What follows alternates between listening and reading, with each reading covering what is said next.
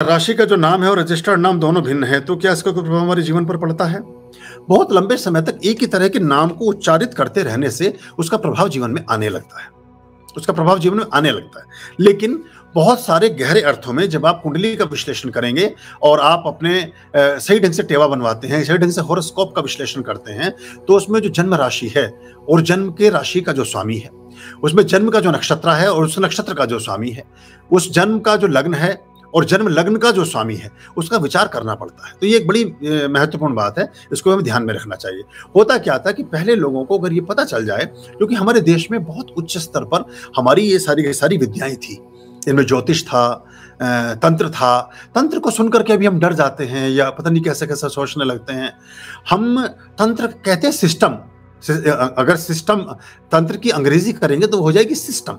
यानी किसी भी चीज को, जैसे हम कहते हैं तंत्रिका तंत्र, यानी कि हमारा जो मेटाबॉलिज्म है, जो हमारा पूरा बॉडी का एक तरीका है, उसको हम तंत्रिका तंत्र बोलते हैं। तो तंत्र से तंत्र यानी किसी पूजा पाठ को, अगर किसी विशिष्ट देवी देवता को आपने किसी विशिष्ट योजना के लिए, किसी विशिष्ट मनो की इच्छा के लिए, अपनी मनोकामना की विशिष्ट पूर्ति के हेतु आपने किसी विशिष्ट देवी देवता को आमंत्रित करना है, तो उसका एक सिस्टम है, उसका एक तरीका है, उसका एक ढंग है।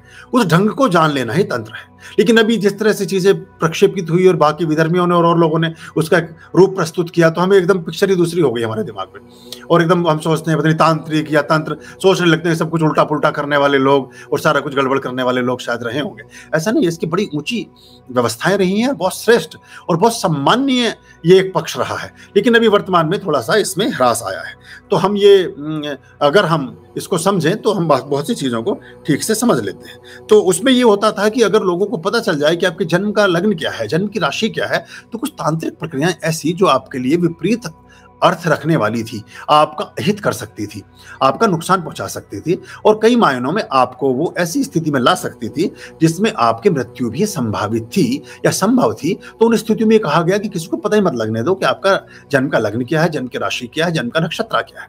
तो वो क्रियाएं फिर अधूरी रह जाएंगी। जैसे हम आधार कार्ड पंच करते हैं ना, तो उसमें देखिए आपका नाम, आपके पिताजी का नाम, आपका गोत्र, ये वो सारी चीजें करते हैं। तो वो इसीलिए कि ताकि श्योरिटी हो जाए कि आपको ही उस पूजा पाठ का फल प्राप्त हो सके। ऐसे ही अहित, जो लोग अहित के मार्ग पर हैं, बहुत से लोग, क्योंकि जैसे मैंने कहा कि तंत्र है सिस्टम किसी चीज को किए जाने की विधि, वो विधि ठीक भी हो सकती है, गलत भी हो सकती है। और तंत्र का आपके साथ एक कमिटमेंट होता है। तंत्र जैसे आग है, वो हाथ जलाएगी तो जलाएगी, किसी का भी जलाएगी, वो किसी के भी घर को जला देगी जहां भी आप आग लगाएंगे। तो वो इस तरह चलता है। तो उसमें ये बात इसलिए इसका परहेज रखा गया कि वो विधि किसी को ना बताई जाए जिसमें आपकी गोपनीयता है, यानी कि आपका जो सीक्रेट्स हैं वो लोगों को नहीं पता होंगे, तो आपको अहित करना असंभव होगा। हमारे इस देश में और पूरी इस विश्व में बहुत सारे लोगों को उसी विधि से काल कलवित किया गया है। अब आप चौंकेंगे मेरी बात को सुन करके। और जिनमें एक नाम मैं बोलूं, मार्शल आर्ट के जो बहुत बड़े प्लेयर थे, जो बहुत बड़े खिलाड़ी थे, ब्रूस ली, उनका भी प्राणांत ऐसे ही एक वुडू और उस तरह से वो थी, उससे किया गया।